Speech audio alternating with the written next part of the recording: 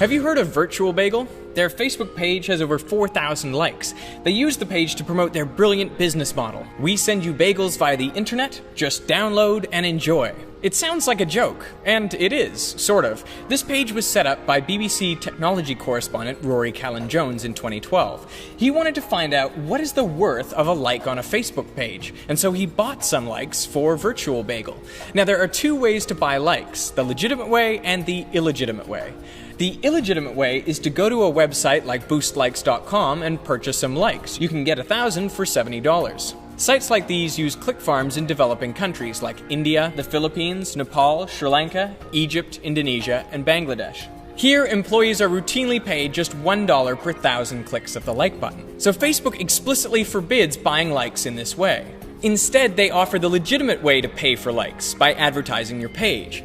Prominently displayed is a link to get more likes, with the promise, connect with more of the people who matter to you. And this is how Virtual Bagel got its 4,000 likes. Rory Callan-Jones paid $100 to Facebook and the likes rolled in. He targeted his ad to the UK and the United States, but also to countries like Egypt, Indonesia, and the Philippines. Now, where do you think Virtual Bagel was most popular? I'll give you a hint, it wasn't the US or the UK. But within a day, he had over 1,600 likes, mostly from developing countries. Now, what was more problematic was the people who followed Virtual Bagel looked suspicious. For example, there was one Cairo-based follower whose name was Ahmed Ronaldo. His profile consisted almost exclusively of pictures of Cristiano Ronaldo, and he liked 3,000 pages. Callan-Jones also observed that his new throng of fans was particularly disengaged, just as you'd imagine those from a click farm would be. But he hadn't hired a click farm. He had paid for Facebook ads. This story was reported in July 2012. In August, Facebook reported they had identified and deleted 83 million accounts. That was 9% of the total at the time. This resulted in noticeable drops for popular singers and celebrities. So did they delete all of the fake likes? Nope. Not even close. I know because most of the likes on my Facebook page are not genuine. In May 2012, I received a number of emails from Facebook offering me $50 worth of free promotion of my page, which at the time had only 2,000 likes. My YouTube channel had 20 times that following, so I thought surely this free paid promotion could help me reach more of the people who mattered to me. And immediately I could see the results. Within just a few days, my likes had tripled, and they kept on growing, thousands per day. And after a few months, I had 70,000 Facebook likes, which matched my YouTube subscribers at the time. Now, what was weird was my posts on Facebook didn't seem to be getting any more engagement than when I just had 2,000 likes. If anything, they were getting less engagement.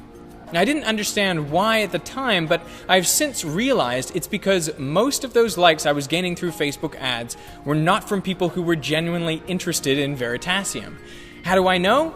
Well, because fake likes behave very differently from real followers. Have a look at this graph of the engagement of my Facebook followers. Now here I'm plotting countries as bubbles. So this is Canada, and the size of the bubble represents the number of likes I've received from that country. So this is the United States. It's a nice big bubble. Now I'm ranking these countries on the horizontal axis based on what percentage of the likes have engaged with my page this month. So as you can see, roughly 30% of Canadians and Americans have engaged with my page, but they are not as active as the Germans, where over 40% of my likes have engaged, and they are not as active as the Austrians, a small but passionate group of Veritasium fans at nearly 60%. These are all of the other Western countries, so you can see that it's common for between 25% and 35% of my page likes to engage with my page every month. Now here is Egypt, where less than 1% of my likes have engaged with my page. Now this is India, the Philippines, Pakistan, Bangladesh, Indonesia, Nepal, and Sri Lanka. That's a big following, but no engagement. Together, all of these countries make up 80,000 likes. That's roughly 75% of the total likes I had before my last video. And these are the profiles that followed me when I used Facebook advertising. And they're worse than useless. Here's why. When you make a post, Facebook distributes it to a small fraction of the people who like your page, just to gauge their reaction. If they engage with it by liking, commenting, and sharing, then Facebook distributes the post to more of your likes and even their friends. Now, if you somehow accumulate fake likes, Facebook's initial distribution goes out to fewer real fans, and therefore it receives less engagement, and so consequently you reach a smaller number of people. That's how a rising number of fans can result in a drop in engagement. And from this, Facebook makes money twice over. Once to help you acquire new fans, and then again when you try to reach them. I mean, your organic reach may be so restricted by the lack of engagement that your only option is to pay to promote the post. What's worse, there is no way to delete fake likes in bulk. All you can do is try to target posts around them. And I should reiterate, I never bought fake likes. I used Facebook's legitimate advertising, but the results are as if I had paid for fake likes from a click farm. Now you might think the solution to all of this is just to exclude countries with click farms from your ad campaigns, but unfortunately the problem goes much deeper. Meet Virtual Cat, a virtual pet like none other. It's a page committed to supplying only the worst, most annoying drivel you can imagine. Only an idiot would like this page. And that's not just my opinion, that's actually what it says in the page description. And I should know because I wrote it. I created this page yesterday, and then I paid $10 to advertise the page through Facebook, targeted only to cat lovers in the United States, Canada, Australia, and the UK. Now I expected that because I had excluded all of the big click farm countries, and because the page is so terrible, that I basically wouldn't get any likes. But within 20 minutes, I had blown through my whole budget, and I got 39 likes. So who are these people liking a blank page and costing me 25 cents a piece? All of the profiles were from the places I had targeted, mostly the US, but there was something strange about them. All of these people liked a lot of things, like hundreds and thousands of things. And a lot of the things they liked were odd too. Like in one account, this person liked T-Mobile, AT&T, and Verizon. They liked Jeep and Lexus and Mercedes and Volvo and Volkswagen. They liked everything. Other accounts I saw, they liked kitchen scrubbers and they liked mouthwash. Who reports that on their Facebook page? It baffles me. So the real mystery to me is why someone somewhere would click on ads that they didn't care about without making money from them. I mean, I don't think these clicks came from bots. They're too easy to identify and eliminate. And I also don't think for a second Facebook would pay click farms to click on those ads to generate revenue for them.